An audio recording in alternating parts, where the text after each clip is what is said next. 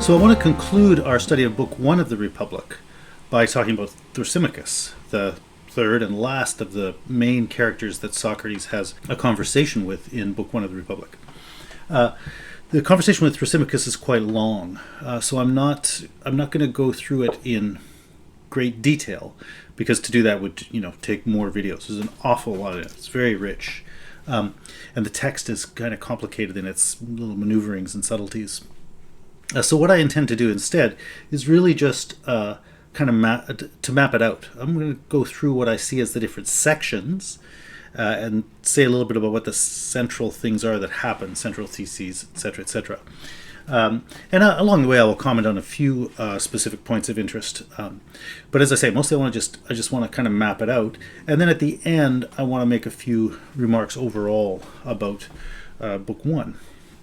Anyway, so Thrasymachus enters the scene really at 336b, and right off the bat, the thing that Socrates says is kind of worth noting. He says, "Now Thrasymachus had many times started out to take over the argument in the midst of our discussion, but he had been restrained by the men sitting near me who wanted to hear the argument out. But when he paused, and I said this, namely to Polemarchus, he said that justice isn't what Polemarchus has said.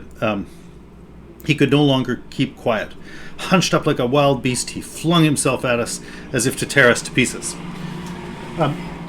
That last remark is quite colorful, and I guess you can imagine. Sometimes you've probably had conversations like that with people who are really worked up and they kind of burst in, So that makes sense. But that's not the part that I actually want to focus on. Although I think you should notice it and compare it to the way Cephalus and Polemarchus enter into conversation. But the thing I was interested in is the remark Socrates made before that, where he says Thrasymachus had many times started out to take over the argument and so on. In other words, we've been reading this dialogue, and Socrates is now telling you there were things happening that I didn't tell you about. Right? So you get this sense from his narration that this happened, this happened, this happened. You feel like you're seeing what was really there. And this remark reminds you there was a lot else there, and you're getting his selective decision about what to include. So that's an important thing to remember, right? That this isn't just as at each point we need to be thinking about who the interlocutor is who's talking with Socrates, and try to remember that when we're trying to understand the significance of the things said. We need to remember too that this whole presentation is a presentation of a perspective. It's a presentation of Socrates' perspective, in which he has selected what to include and what not to include, and he's given his interpretation of certain things too. So it's not a neutral presentation of some fact, the way a chemistry textbook might present itself to be. Right? This is somebody's perspective, Socrates' perspective, on a conversation or a set of conversations he had. Anyway, so that's the first thing. But anyway, what happens then? Well, from 336b to 338c, Thrasymachus really just complains about the way Socrates talks. Right? So we've just seen with Polemarchus, I claimed in the first lecture, what looks like a kind of exemplary playing out of the thing Socrates says is supposed to happen. What you get now is almost the opposite in Thrasymachus' comments. He doesn't look at that and say, that was perfect. That's exactly the way philosophical conversation is supposed to go, which is kind of what you would think from the Apology. He says, that's the worst. You guys are not honest and not serious at all. You're playing a farcical game. He says the particular word he uses is hupokataklinomenoi. It's translated here by Bloom as making way for one another. And basically it's like neither one of you was really fighting for anything serious. You're just being little sucky little people, making the moves the other one wants, and everything works out fine, or something like that.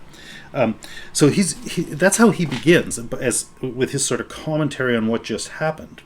Then he goes on to talk about Socrates' method, and he complains about the way Socrates postures himself in conversations. And he refers to, this is at 337a, the habitual irony of Socrates. In other words, the idea that Socrates is actually doing a kind of posturing here. And, this comes up here and then again later, that he complains that Socrates sort of is dishonest in asking questions rather than giving his views and so on. So it's worth noting that analysis of Socrates' method. But Socrates eventually gets Thrasymachus to agree to participate in conversation, the way that would normally happen. And he says there, after I said this, Glaucon and the others begged him to do as I said, and Thrasymachus evidently desired to speak so that he could win a good reputation, since he believed he had a very fine answer. But he kept up the pretense of wanting to prevail on me to do the answering. Finally, however, he conceded and said, blah, blah, blah. So there again, I want you just to notice the perspective of Socrates, right? He says, Thrasymachus appeared to want to speak. So, it's not just a description of the sensible surface of reality, right? It's the description of what a perceptive person can apprehend in a situation.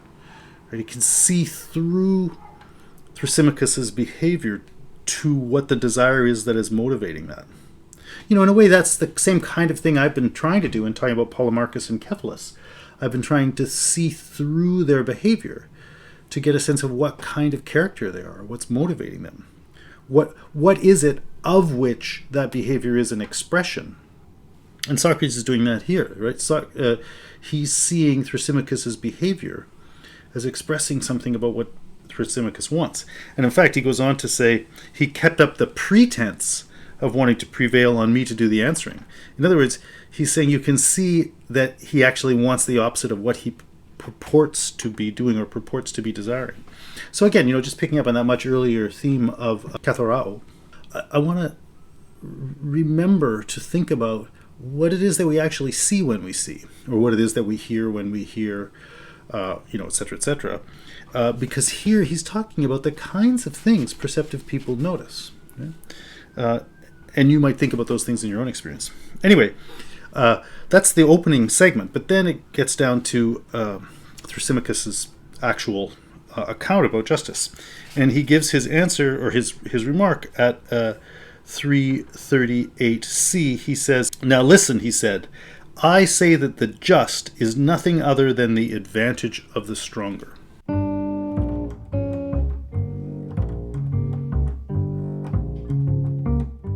It seems that the basic thing that Thrasymachus means by that definition is that powerful people, get in positions of power and they make rules for other people, laws in the case of cities or governments.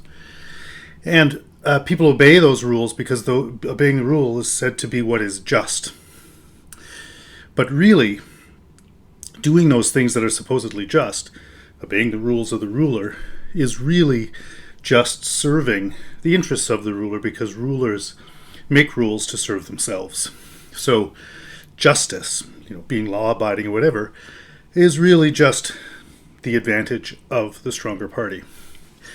That's the basic point he's going to make. And that's going to be the view about political life that he's going to run with throughout his conversation with Socrates. It's not really going to change.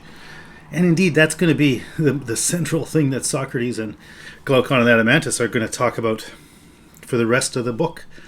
They're going to talk about the fact that is what happens in political settings. And their question is is there anything we can do about that? How are we going to deal with the fact that the body of people in power in a society use their power to serve their own interests rather than to serve the good of the people that they're governing? So the Thrasymachus is really bringing out the central phenomenon that the book is going to deal with. But Thrasymachus more or less has the view of advocating that. He thinks, those people, they figured something out and they're doing the right thing.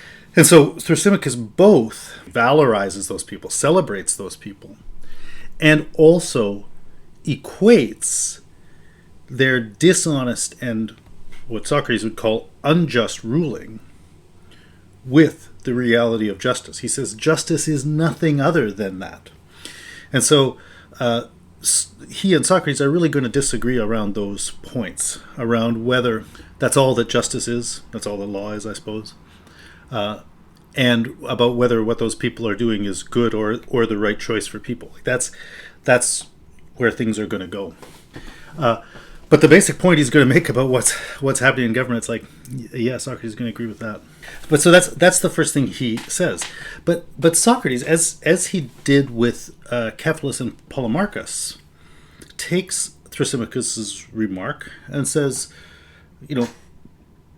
is it really true? And exactly as he did it with those other two, he comes up pretty quickly with a straightforward and pretty reasonable challenge. So again, as I said when I talked about the two definitions of justice that came out of Cephalus and Polemarchus, it seems to me on the surface of it they're both pretty right, but by themselves they're also insufficient, and they're not good enough to nail what justice is, as is shown by the ability to produce simple sort of counterexamples or counterarguments. So they're insights, but they need refining, and that's more or less what's supposed to be happening through the conversation with Socrates. Well, the same is true here. I mean, as I said, the basic point that Thrasymachus is making, I don't think you can be a moderately observant person of the world and disagree with that. And Socrates certainly doesn't disagree. That's going to be the guiding theme of this whole book. So there's something fundamentally right in what Thrasymachus is saying, right? That things that purport to be justice are pretty dishonest, and they're really, serving the ruling class. But even though at some level there's something quite right and insightful, very insightful and important about that observation, Thrasymachus himself, from Socrates' point of view, and I think Thrasymachus himself demonstrates this about himself, Thrasymachus himself hasn't really thought through that in a very rigorous way. And his sense that just saying that immediately tells you what you need to know, I think is shown pretty compellingly to be wrong. That there's a lot more to the issue than just throwing out that remark. And so the first section, which is now from 338c to 340a, is that first exchange of Socrates with Thrasymachus about this basic, definition. Thrasymachus' answer to what justice is. It's really a sham for how the ruling class exploit other people. And Socrates gives his challenge, and then we take it from there. So what is the challenge? Well, so Thrasymachus really says two things about it. That the rulers are able to say what other people have to do, and that's what justice is. Justice is sort of defined as what the ruler tells you to do. So acting justly is what people do when they abide by the rules. And the second part is rulers make those rules in their own interest. And so he says justice, acting justly, will always be serving the advantage of the ruler. And so Socrates says, well, isn't it the case that people sometimes make mistakes, and that rulers can sometimes say something, tell people to do something because the ruler thinks that's going to be in their own best interest, and they're wrong. With the result that people do what Thrasymachus calls act justly because they obey the rules, but in obey the rules, they're actually not serving the advantage of the ruler, but they're doing something that actually works against the ruler. Right? And Thrasymachus agrees that it's possible for rulers to make a mistake, and therefore he has to agree that according to the very things he said, acting justly is not just a matter of serving the interest of the stronger. So justice is not just the advantage of the stronger. It's a fine argument. It's straightforward. The logic is very clear. The phenomena behind it are very clear. The reasoning is very clear. I think it's fine. And Thrasymachus basically has to agree. And in that way, it's very much like those other arguments, right? Remember what happened with those other ones. With Cephalus put forward this thing, this account of justice from which Socrates sort of pulled out a slightly more refined definition and gave a kind of counterexample. And Cephalus said, yeah, you're right, and that was it. Didn't want to carry on with that. Contrary, as I said, to his claim, I think that he's really into argument. It seemed like he didn't want to do it at all. Polemarchus, again, said, justice, harm your friends, help your friends, harm your enemies.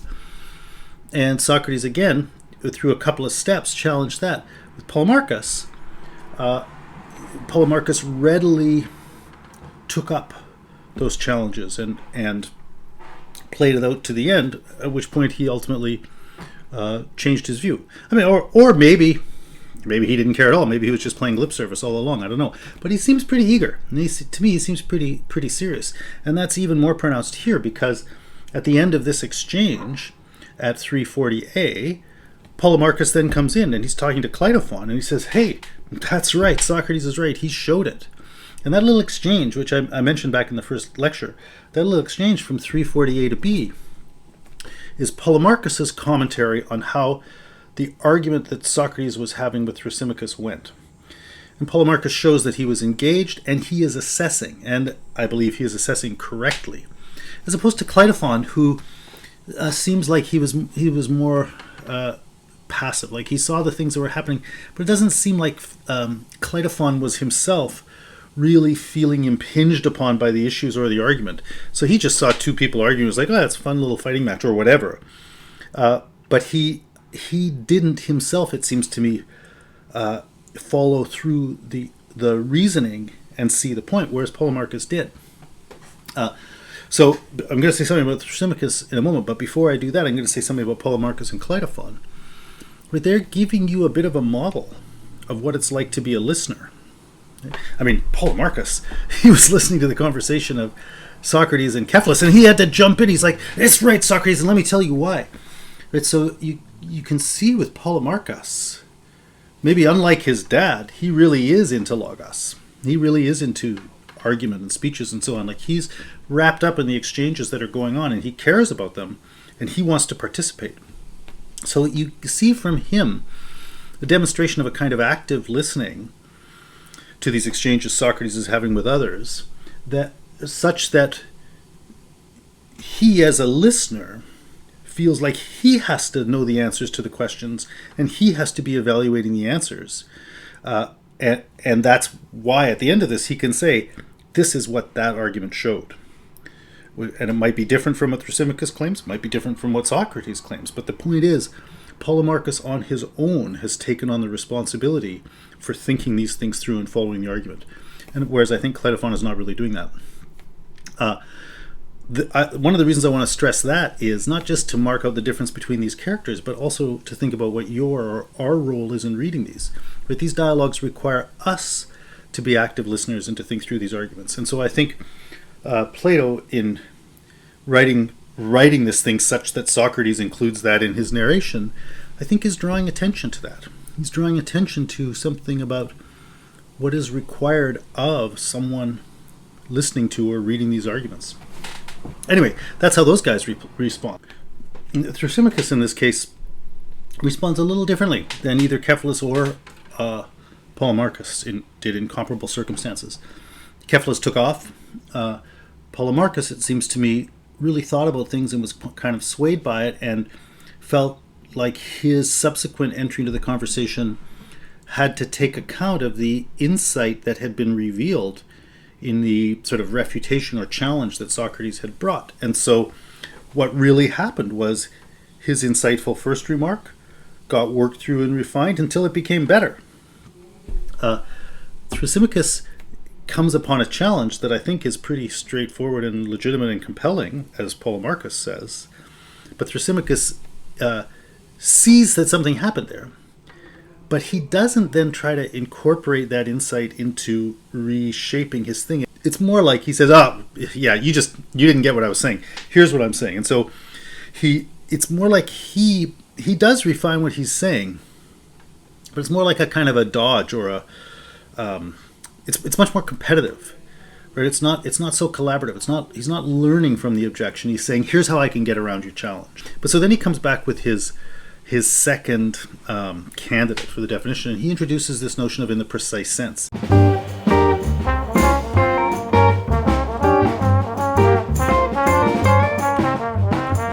So he says, well, Socrates, it's true that a ruler could do the thing you said, but then he's sort of making an error. So he's not actually fulfilling his role of being a ruler. So if you could be a doctor and you could ride on a horse, but that doesn't mean that part of the doctor's skill is horse riding. It just means that the person who is riding a horse happens also to be a doctor. So it's not. So you could say the doctor is riding a horse, but it's not insofar as that person is a doctor that they're riding a horse. Right. So that notion of the insofar as, or in the precise sense, or language that I might be more inclined to use for my own purposes would be sort of as such. It's not the doctor as doctor that's doing this. The doctor qua doctor. That's the point that Thrasymachus now brings out and says the ruler qua ruler doesn't pass laws that are not in his own self-interest. So the phenomenon Socrates identified surely can happen, but that Thrasymachus is saying that doesn't challenge his argument. Again, as I said, I think Thrasymachus is kind of dodging and just trying still to win rather than trying to learn. But the point he brings out is a good one, right? This notion of the thing as such, or the thing in its proper sense, is an extremely important notion. But then I think what's especially interesting is Socrates takes that up and again shows something about the power of thinking and talking, because it's okay if you're going to introduce that point, which is a good point. You introduced it because you thought it was going to have this effect. But now that you've introduced that notion of in the precise sense, we can think about what that means. And Socrates takes it into a new direction and reveals something new. So Socrates then says, is the doctor in a precise sense a moneymaker? And, the thing is, a doctor could charge money and therefore could make money. But Socrates' point is that the making of money is not part of the art of doctoring any more than riding the horse in the example I just gave is part of the art of doctoring. That by virtue of which a person is called a doctor, right, the doctor in the precise sense, is the care of the body. And that already came out in the conversation with Polemarchus, right? Basically through all of 332, they kind of laid out what's involved in a techne, which is often translated as art or craft. I often like to call it a expertise. But there they said, they talked about things like medicine. I said, what is it? Well, they said it is the art of doing what to what, for what purpose, and through what action, right? And the idea was that medicine cares for the body by applying medicines to it such that it can become healthy, right? So, we've already thought through what we mean by medicine, and that is what we mean by medicine. And then he says, what's a pilot of a ship? Well, a pilot of a ship is someone who knows how to apply steering and whatever else to a boat for the purpose of sailing it safely to harbor or to wherever you're going, right? That's just what it means to be a pilot. So Socrates looks at these examples of the doctor in the precise sense and the pilot in the precise sense. And what he gets out of it is that those techne, those arts, those kinds of expertise, they're the very thing that makes them what they are is that they're about caring about, taking care of whatever that thing is that they're directed towards, the sailing vessel or the sick body. And so it's true, the doctor might make money, the pilot might make money, but that's not part of piloting, and that's not part of doctoring. And indeed, he emphasizes about the pilot, that the pilot is ruling the ship. Part of what it is to be a pilot is not just to, it doesn't mean you're just on a little tiny boat by yourself directing. It means you're on a big sailing vessel.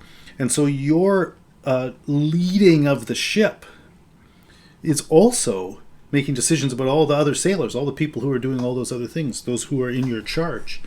So integral to the role of piloting, which is about navigating the ship safely to harbor or wherever, integral to that role is rule. Being a pilot is a kind of ruling. And so what does ruling mean? It means knowing how to take care of those people such that they do the things necessary to carry out this project they're involved in. And so the thing that Socrates brings out by this analysis of techne is this idea that it's in the very nature of a techne to care for its object. And that means you as the Technetes, as the expert, are bringing your powers and your abilities to it for the sake of facilitating its needs when it's sick or when the body's sick or whatever. So a Techne is really for the advantage of the weaker. And he's trying to bring out that rule. What we mean by rule is an example of exactly that. So there may be people who are rulers who make money, or there may be people who are rulers and do things for their own advantage. But he's saying that is not them in the precise sense of being rulers. That's something else, right? The doctor who makes money is being a moneymaker. He's practicing money making. He may also be a doctor, but it's not part of the act of doctoring to do that. And indeed, with that example, you might think, well, there could be a conflict between the role of doctor and the role of moneymaker.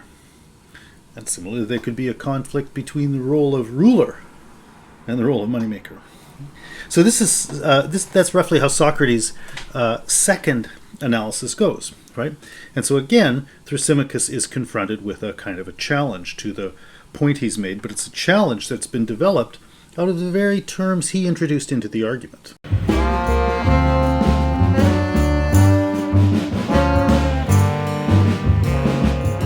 So now, the next section runs basically from 343a to 347a.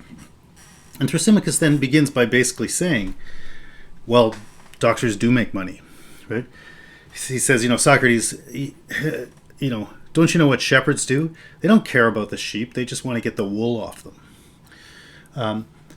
Socrates is going to go on and say, we just talked about that and talked about why that precisely is not using the word shepherd in the precise sense. So there, he's saying, Thrasymachus, you're just reiterating something that was already shown to be an unsatisfactory way of talking. But Thrasymachus' point here is not really about that issue now. So it changes because he says the thing that you really have to notice is, it's kind of an empirical observation. The thing you have to notice about the world is that the people who commit injustice on a grand scale are the ones who are celebrated. So it's quite an interesting move. Like, he doesn't really carry on with the conceptual analysis of his claim, as he had just been doing, about this sort of definition that justice is to the advantage of the stronger. He really tries to say something more like, look, this is the phenomenon I'm talking about. And so he says, who can deny that the great political leaders are the world's greatest criminals? Again, it's the same basic point. Societies are set up with systems of laws, and sure enough, people are deemed to be lawbreakers and unjust and put in prison, like little people who get caught stealing your bicycle or whatever. People are guilty of certain crimes and they're put in prison, and we think, oh yeah, that justice is being served. But he's saying, like, that whole system is really ultimately serving the interests of those really powerful, basically tyrannical people who run places, right? And they are the most unjust. And that whole system of justice serves the most unjust. And so he says, really now, what that shows is that it is injustice that is stronger and more effective and more powerful. He says at 344c, so Socrates, injustice, when it comes into being on a sufficient scale, is mightier, freer, and more masterful than justice. And then actually the next thing, when Thrasymachus had said this, he had it in mind to go away, but they didn't. People didn't let him. And so Thrasymachus is thinks he's nailed it here. He's really said the thing. This is how Socrates presents it anyway. Like, he's said it. It's like he's presented a fact, and he thinks that fact implies this conclusion, right? That there's no thinking to do about it. There's no different ways of interpreting it. This is what these people do. See, that shows that X. So he thinks he's done. And Socrates, again, is like, no, he just started. Like, okay, you've presented this thing. But Socrates is much more is about, like, yeah, I can see that. I could make the same katharao point. Socrates can say, yeah, I can see that as a political reality. But what am I seeing when I see that? And what does it really mean that happens? does that mean, as you've said, that injustice is mightier, stronger, more rule-like than justice and so on? And really, this is again a point where Thrasymachus is kind of celebrating that, and that's going to come out even more strongly in the next little exchange.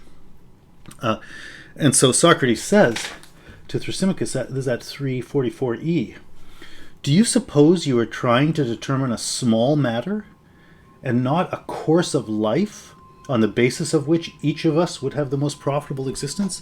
Like Socrates is saying, look, when you're talking about whether being really unjust is the right thing to do or not, that's not a small point. It's not a matter of just looking and saying, oh yeah, obviously that's right. You're drawing attention to these phenomena, but in doing that, you're raising the most difficult and deepest questions that any human being has to deal with. Like, these are the questions of how we're going to make the basic choices that determine who we're going to be, how we're going to live our life. Right? It goes back to that point Cephalus made about what kind of character you have, how you're going to look at the course of your life as a whole, and decide where it should be going, what it should be based on. As I said, I think Cephalus doesn't seem to have done, to my mind, a very compelling job of dealing with that. But Socrates is here saying, yeah, that there is such a question. And he's saying, look, the thing you're raising, Thrasymachus, isn't like what do you call it, a slam dunk. It's not like you just look at this thing and know the answer. No, like you're pointing to real things, and they're the things that make it such a big and important issue for us to think about and make this decision. Right? So Socrates, seems to me, as Cephalus already did this sort of by naming it, but he didn't do it very compellingly. But I think Socrates is now here saying, like, it's trying to bring out, like, this is a matter of profound significance, and we really need to take this seriously for dealing with our own lives. And that's then going to become the issue in the rest of the book in this conversation with Glaucon. But anyway, so then Socrates gives his response, and Socrates doesn't respond by trying to refute him exactly, right? Thrasymachus, in this stage of the argument, kind of presented a phenomenon. He said, see, look at that. And Socrates kind of hands him, a counter phenomenon. And so what Socrates asks about is whether people rule willingly. This begins at 345e. Socrates says, do you think that the rulers in the cities, those who truly rule willingly? And Thrasymachus says, by Zeus, I don't think it, I know it well. And it seems like he's not listening there, because Socrates says those who truly rule. And on the basis of the conversation he and Thrasymachus already had, right, that has to mean, or it should mean, rule in the precise sense. But the rulers in the precise sense, according to Socrates' analysis, are those who rule for the advantage of the ruled. Thrasymachus, when he thinks about those who truly rule, he doesn't think truly rule means rulers in the precise sense that Socrates was saying. He thinks it's these super unjust people he's just talked about. So, I said maybe he's not listening. Maybe it really is just that they're not using terms the same way, talking at cross purposes. But in any case, when Thrasymachus affirms that true rulers rule willingly, he seems to be talking about something different than when Socrates asks, do true rulers rule willingly? Anyway, but then Socrates gives his analysis, and his point is that rulers in the precise sense do not rule willingly. Because, he says, the very thing that it means to rule is to make your life about taking care of someone else. And it just means, like, that's pure expense. You might think of, the example of parenting, or indeed the example of doctoring. You might think of any of these. Like, part of the reason people do get paid for these things is because they devote their life to something that isn't serving them. So, you might, as a teacher, let's say, derive great existential and psychological rewards from interacting with your students. That makes sense. You might, as a doctor, derive great existential and psychological rewards by being able to care for someone, and to be able to demonstrate and show off and use your skills. Those things are all true. Those are all benefits. But if you are working, let's say, 10 hours a day doctoring, and then you're tired and you're going to go home to bed, wait, where did you do the thing? If all you're doing is doctoring, you're not doing anything else to earn, where are you going to get the food to eat for supper? Right? And that's why you need to get paid. or else whether paid in dollars that you use to buy things or paid in food. But the enacting of our skills really needs to be met with the reciprocal enacting of skills by others, such that there's a kind of exchange. It doesn't have to be, selling for dollars, but there's got to be some way that I get in my life the things I need when I am devoting all my resources to doing this other thing that is involved, that is for the sake of caring for others, where those activities do not on their own bring me those resources I need. So rulers are going to be out there in general. If they're doing it truly, they're just going to be focused on making all the decisions that make everybody else's life work well. Whether they're ruling cities, whether they're ruling philosophy departments in universities, whatever. Whether you're ruling a soccer club, your effort is towards them. And so people aren't going to do it willingly unless they're going to get some kind of compensation, because they're going to need it. And then Socrates talks about what those... So that's his main point. That's his sort of counter thing. And then he identifies these kinds of wages. And he said, you're either going to get paid in money, or you're going to get paid in honor, or, he says, and this is at 347a, you're going to get confronted with a penalty if you don't rule. So he says those are the things, the conditions that have to be met for true rulers to rule. So a thing happens there. Now Glaucon intervenes with a question. She says, "Wait, Socrates, I don't quite get what you mean by that third kind of wage." So remember, Polemarchus, as I was saying, already demonstrated a kind of active listenership. Well, now Glaucon is doing that, but if anything, Glaucon is doing it more, because he's saying, I need some clarification. Right, so he's really saying, your argument needs to address me. You need to know this thing that's on my mind. I didn't get what you said. Can you explain it? This third wage, which is not wanting to have to pay a penalty by having someone else rule. And Socrates basically says, the reason that good people will actually rule for real is because it would be worse if bad people ruled. So people will rule because they don't want to pay the price of being ruled by a bad ruler. I suppose either an unjust one or even just an incompetent one. So that's a pretty interesting point, that it's in a sense more expensive or worse to live under bad rule sometimes than it would be to take the responsibility for carrying that thing out well yourself. That's certainly a thing that rings very true to me from lots of circumstances I'm familiar with. But you could think about that. But then his conversation with Glaucon continues, and says it's a little bit of an interlude here, because Glaucon is then giving a little bit of his perspective on the conversation and so on. And he says, Thrasymachus now says in his opinion that the unjust man is stronger than the just man, right? That was that line I read to you from Thrasymachus, that I was saying it's the real thing Socrates is opposing here.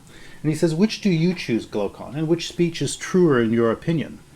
And Glaucon says, this is at 347e, I, for my part, choose the life of the just man as more profitable. So we see here that, Socrates is asking of his interlocutor, Glaucon in particular, how are you being persuaded by these things, and what do you think is the right answer? And I emphasize that here just because that is going to end up being the context for the rest of the Republic. Book 2 is going to begin with him basically picking up on this conversation with Glaucon, where Glaucon is effectively going to say, yeah, actually, I wasn't sufficiently persuaded by this argument. Can we do it again? So the last section, Thrasymachus presented his thing that I'm calling sort of empirical about extreme injustice and the claim that that's stronger and better. Then Socrates didn't really refute that, but he presented this other thing about whether or not people rule willingly. And that ended up then with this little exchange between him and Glaucon. So now we come to the next section.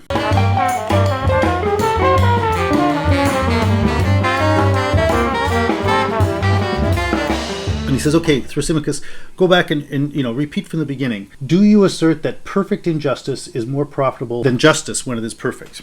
Right? So he is taking up the point that Thrasymachus made, but he's adding a slight edge to it. Just this introduction of the word perfect. I think it's not exactly the same as, but it's kind of similar to Thrasymachus' introduction of the as such. right? But both of them are really saying we're going to analyze this thing strictly on its own terms. With the as such, the doctrine, the precise sense, whatever, that seems a little bit more like saying we're going to talk about the concept. Here, it sounds a little bit more like we're going to talk about the full realization, the notion of perfection and so on.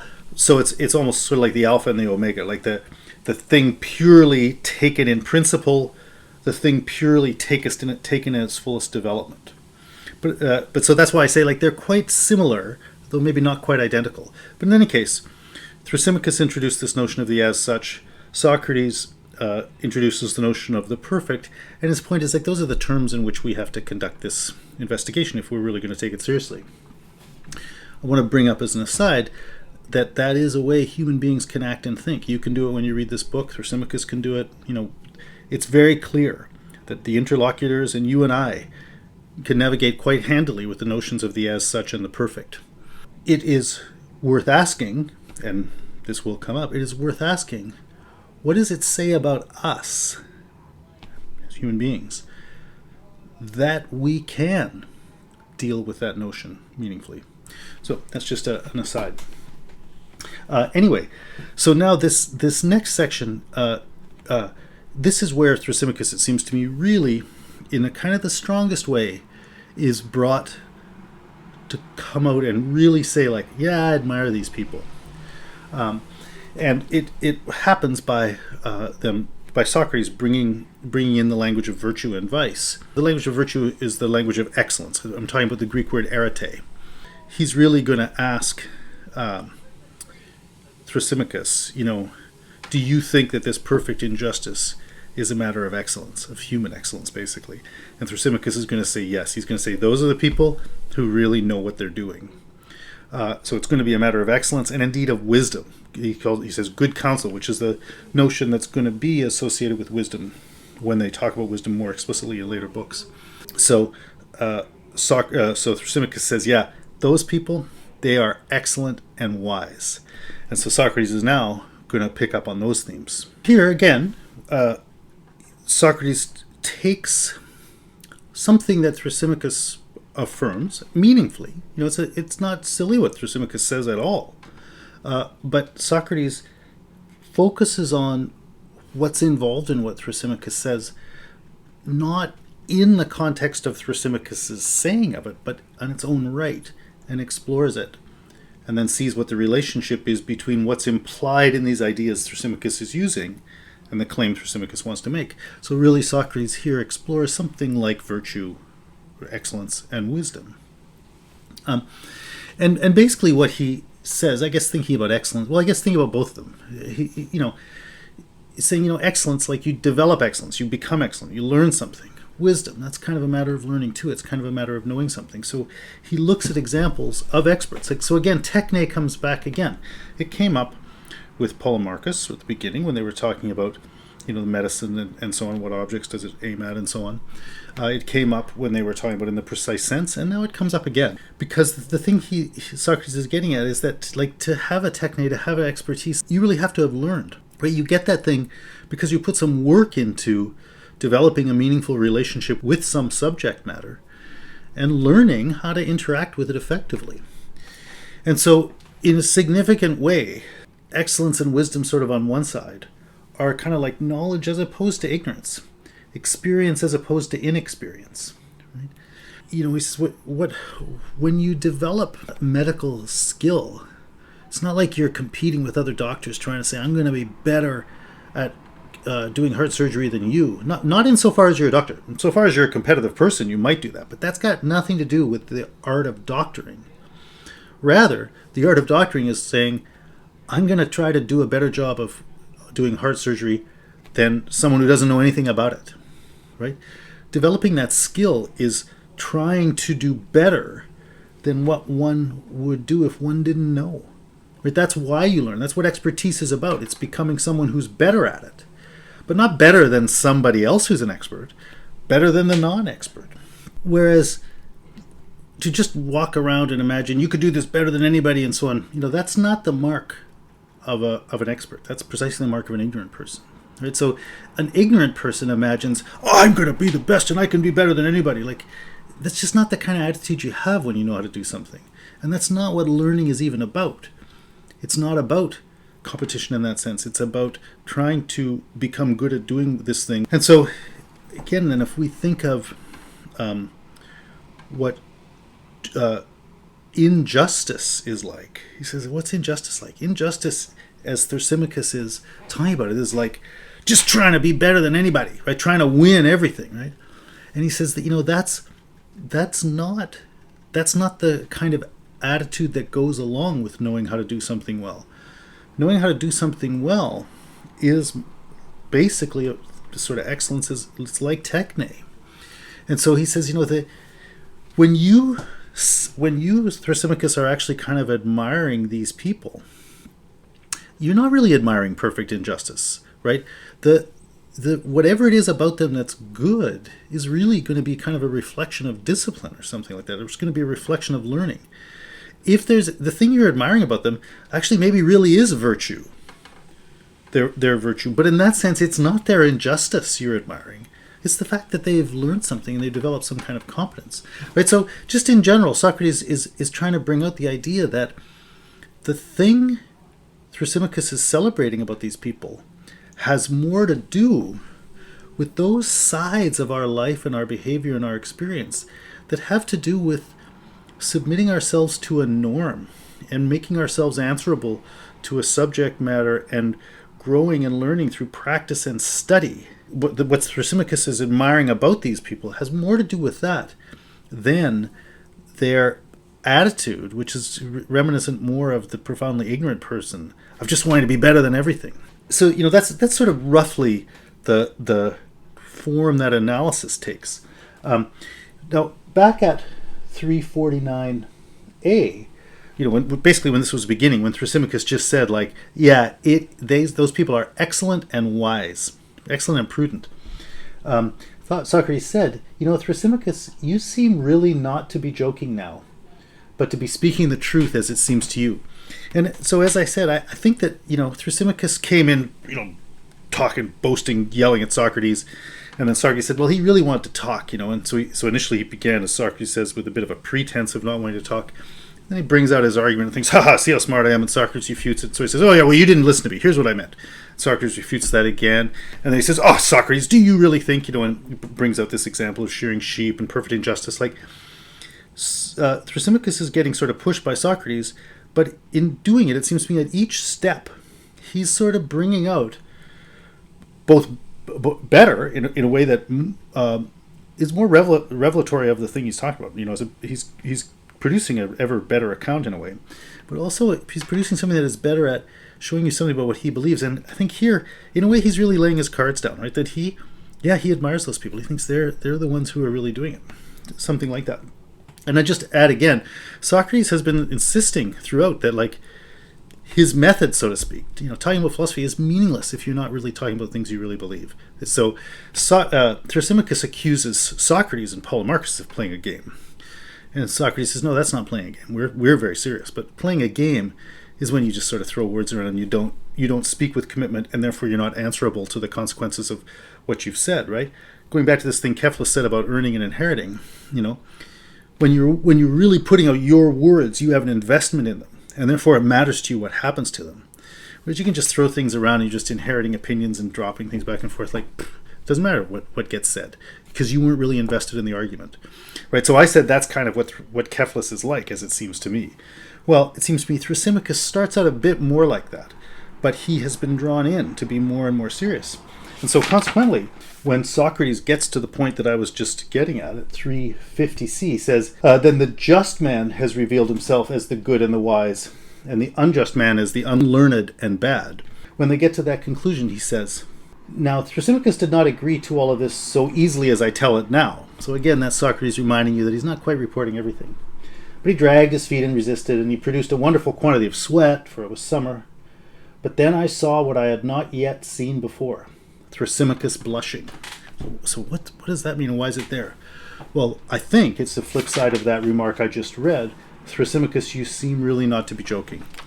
Because I think what happened there is that Socrates made a good point. And it's this point that I was just trying to bring out about what it takes to be an expert, what it takes to be disciplined, and so on, right?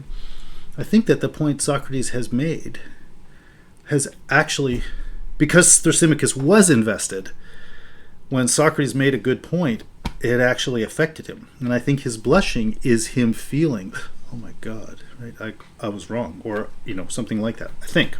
It could be other things too. It could be that not so much that he thinks he was wrong, as that his values and the values of his heroes have just been shown to be really a mark of unlearnedness. There could be different ways of portraying it, but whatever it is, I think that what happened to Thrasymachus here is he was saying something sincere about his views, and Socrates' argument in a significant way worked, such that Thrasymachus couldn't personally shrug off the recognition of the truth of something Socrates was saying, and therefore that his position had been in a significant way challenged. So I think he got himself in a position kind of like Polemarchus. But again, I don't think he responds like Polemarchus. I think he blushed, which means I think it's like, blinking in a staring match. It's like, Socrates got the better of him there. But what happens from then on, I think, is that Thrasymachus behaves much more tamely, you might say, but not because he's become good and wise and friendly exactly, I think. I think it's more like he's sulking. And so I think you can sort of watch the dynamics of Socrates and Thrasymachus throughout this. At the beginning, when Thrasymachus bursts in and says, "You guys are just joking around, you losers, you don't take anything seriously," like, I don't know if you've been in situations like that, but when somebody just jumps in and yells at you, no matter how mature you are or how you feel, like, it's hard not to be a little bit impinged upon by that. And Socrates said at that time when he spoke back that there was a little bit of a tremor in his voice, because he was like, sorry, like he wanted to be calm, and but he couldn't deny that he had been moved in a kind of unpleasant way by Thrasymachus' aggressive behavior towards him. So that's how it starts. It's Thrasymachus fiercely jumping on him like a wild beast, and Socrates' voice having a little bit of a tremor in it. Well, it seems to me, as you read through these exchanges, I think you see their voices changing. Thrasymachus moving from aggressive to more defensive to snarky and insulting and trying to distance himself from the conversation, finally to blushing. Well, I shouldn't say finally, because there's something else going to happen, but to blushing. Where Socrates moves from a tremor to, I wouldn't say apologetically, but like kind of sort of consolingly or pacifyingly saying, okay, Thrasymachus, blah, blah, blah, but like to gradually getting more confident, even to chastising. Like, I think you see Thrasymachus going one way and Socrates kind of going the other way. Such that at this point, I think in a significant way, if we think of it as a competition, which is how Thrasymachus was thinking of it, Socrates kind of won. So that's why I say after this point, I think Thrasymachus is kind of sulky. And so one of the things that happens is now Thrasymachus returns to the place he began by criticizing Socrates and his method. At 350E, he says, "Oh, Socrates, I'm going to speak, but just to gratify you, because you won't even let me speak." He says he's not going to do it. He kind of gets involved, but it seems to me he's pulling back. And at a certain point, he just is saying, "Yeah, right, yeah." Such that near the end, Socrates, almost at the very end, he says, "Didn't we agree that justice is a virtue of soul?" And Thrasymachus says, "We did so agree." Socrates says, "So the just man will have a good life, but the unjust man a bad one." And Thrasymachus says, "Yeah, it looks like it, according to your argument." So it seems like he's pointedly not affirming his investment in the things that are said. I think that's what's happening. So my point then is that I think this last stage of the discussion with Thrasymachus, that goes from 350 D and E roughly to the end of Book 1, which is 354 C, I think there you see Thrasymachus' response to effectively being proved wrong, in a sense, to be disengagement. It's like, I'm going to pretend I'm not involved.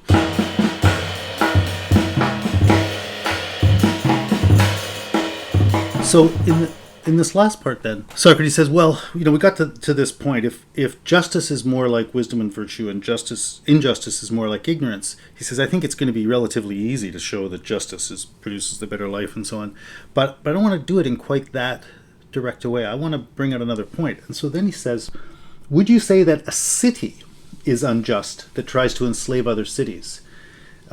And Thrasymachus says, yeah, and that's what cities should do, and so on. Anyway, the point I want to make is that he's now moved to the city. So as we were talking about justice up until this point, we were pretty, without even thinking about it particularly, we were thinking about individuals, whether you were thinking about your soul and your personal virtue, whether you were unjust. But now injustice has moved to a sort of political phenomenon. And we should ask, are we using justice in the same way in those two contexts, and how do they relate, and how does one illuminate the other? But he doesn't really pursue in any detail the analysis of those things. What he does is talk about common enterprise in general, because for a city to be unjust, it has to be something that a body of people are doing, against another body of people. So now he wants to talk, as he says at 351c, about common unjust enterprise. And the basic point he wants to make is you can't have common enterprise that's premised on injustice. Because the very condition of commonness, the very condition of doing things together, is cooperation. It's relying on each other. It's being dependable for each other. It's being honest. It's being just in response to one another. So Socrates' point is that there's something about the very fact of commonness, of community, of shared endeavor, that requires a dependence upon and a commitment to justice. And in that sense, injustice could never produce common enterprise. It could be parasitical on it, but it has to rely on justice in the context of common enterprise in order to function at all. There you're seeing a connection between the very notion of justice and the notion of community or partnership or doing things in common. And we got a hint of that already with Polemarchus when he brought out this conception of justice in relationship to friends and its value in the context of partnerships. But also he says injustice then produces quarrel. It produces antagonism and conflict. At 351e, at the very end of that, he says, then does it come to light as injustice as possessing a power such that wherever it comes into being, be it in a city, a clan, an army, or whatever else, all common groups of common things, it first of all makes that thing unable to accomplish anything together with itself, due to faction and difference.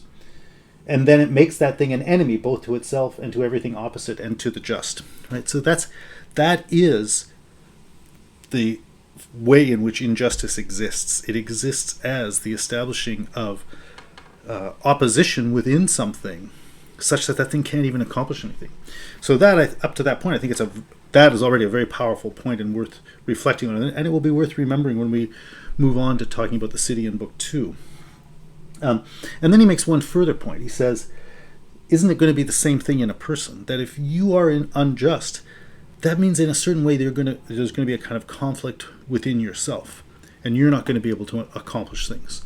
He doesn't really spell out how that would be so. He just sort of says, well, if it's true here, wouldn't it be true here? And I think you need to reflect a little bit on how or why that might be so, because the reason it was so in the earlier case was because it was about common enterprise. It was things that had to be working together. Whereas when he's talking about that in relationship to your soul, it's not immediately apparent what the multiplicity that would have to be working together is, such that they would be at odds with each other. So you should reflect on that and think about it.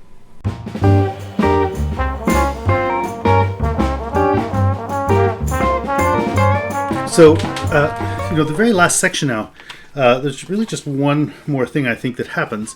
I want to read a little bit just to get into it, because there's just a nice quotation where he says more or less those things that I've been saying. But this is 352 B to D, basically. He says, I understand that, according to our argument, the just have come to light as wiser and better and more able to accomplish something, While the unjust can't accomplish anything with one another. They couldn't accomplish some common object. They could never have restrained themselves with one another if they were completely unjust.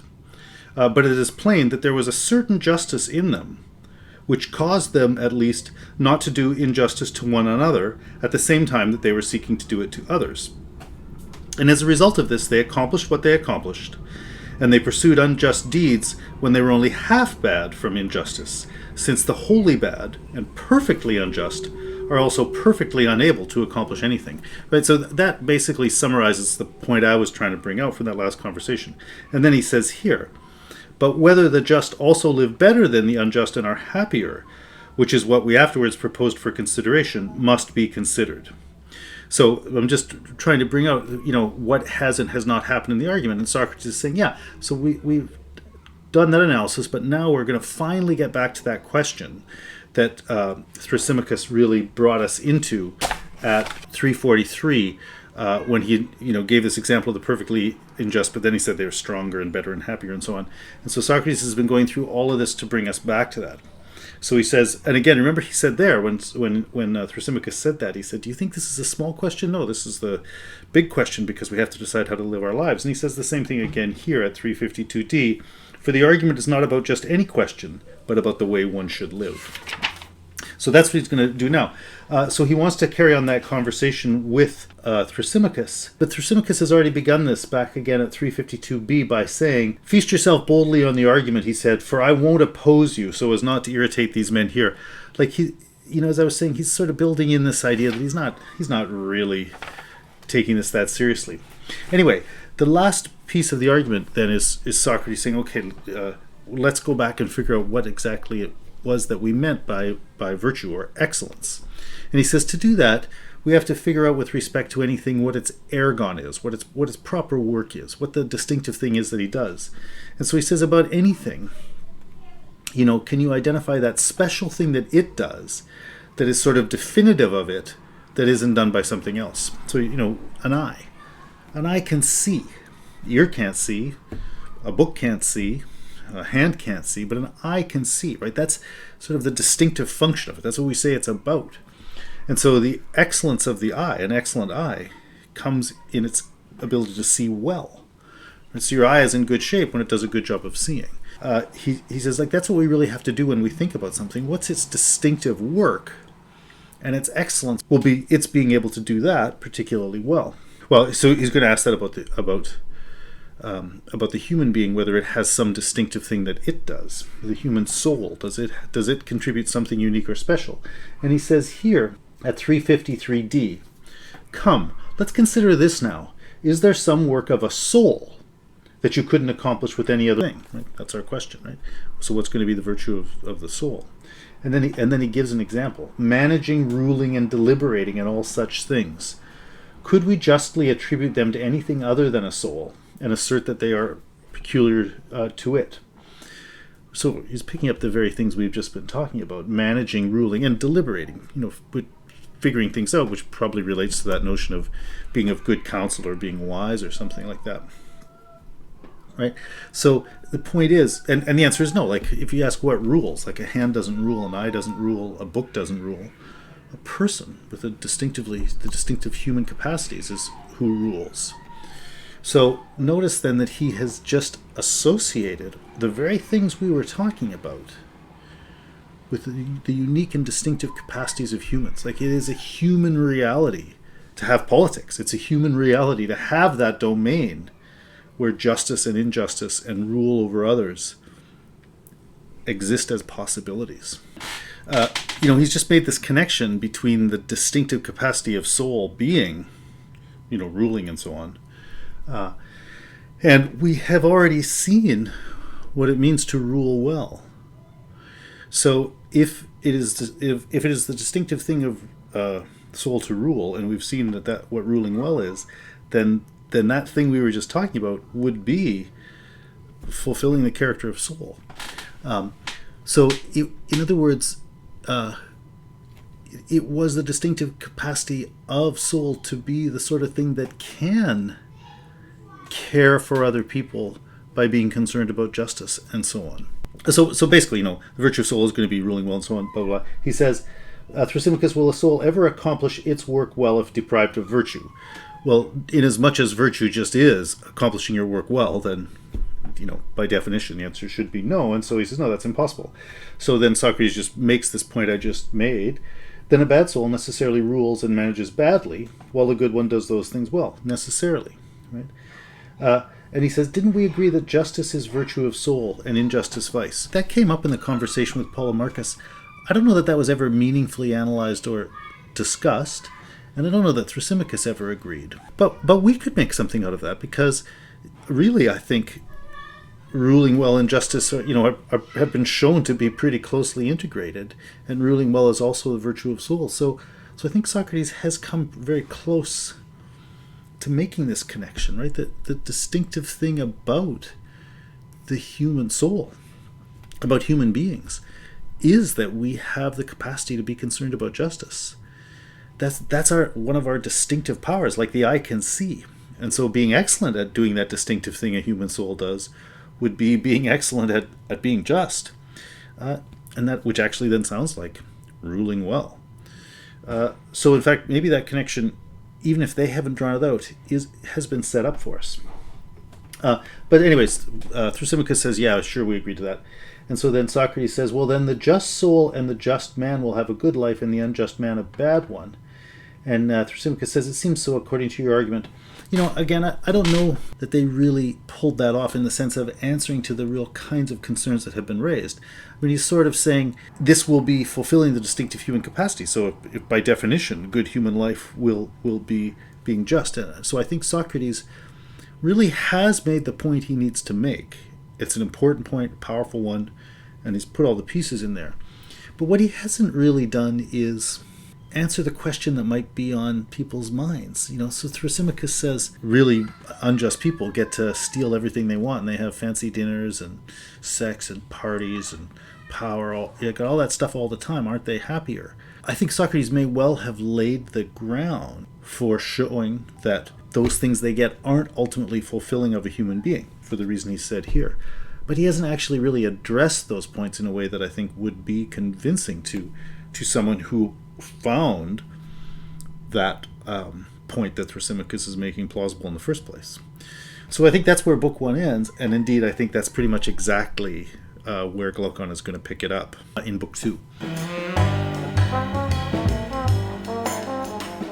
I've been trying to bring out these characters of Cephalus, Polemarchus, and Thrasymachus.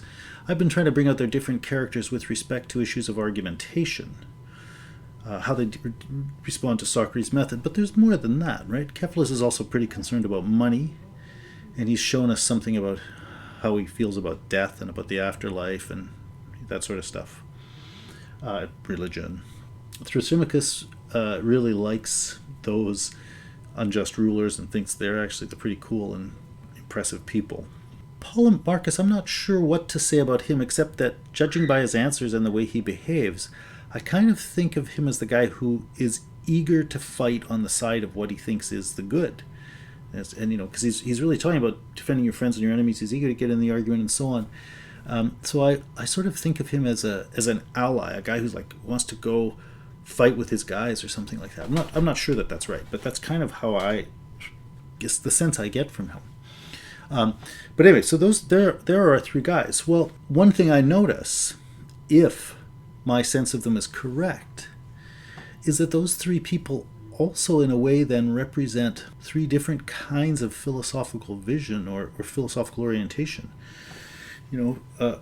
Cephalus kind of represents the value of the power of money, which we associate with oligarchies, rule by the rich. Thrasymachus seems to be on the side of tyranny, and Polemarchus in fact died 15 years after this, fighting to defend the democracy in Athens after it had been removed by the Spartans, who won the Peloponnesian War, and they had installed the 30 tyrants.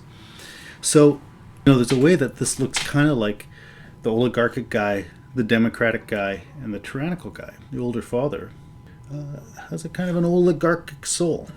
That's his soul's orientation towards rule and the values of rule. And then the younger generation, you have these two, Polemarchus and Thrasymachus, feisty youth in this environment, one who, at least by his ultimate behavior, dies fighting for democracy, and Thrasymachus represents something more like tyranny. This is interesting because those three, oligarchy, democracy, and tyranny, are kind of the contenders for rule that are vying for power in Athens at this time. And they are going to be the subject of Book 8 of the Republic, in which case Socrates is precisely going to talk about the kind of distinctive soul of the people who identify with those different regimes. And it seems to me that we have plausible candidates for those kinds of souls in Cephalus, Polemarchus, and Thrasymachus. Oligarchy, democracy, tyranny. Furthermore, when that comes up in Book 8, there is precisely going to be this issue of fathers and sons, and how those different kinds of souls emerge within the household, in the same households. So I think Book 1 might count as a very interesting portrait, an interesting case study of the very thing that's going to go on to be analyzed in Book 8. And so that's part of the reason that I brought out some of these things here. Namely, so that when we get to Book 8 and talk about those things, we'll be able to remember the phenomena we have been presented with already to help think through those issues. And then the last little point I want to make about that, just sort of spinning it a little bit more, is again, I started off by talking about the notion of the home and the family.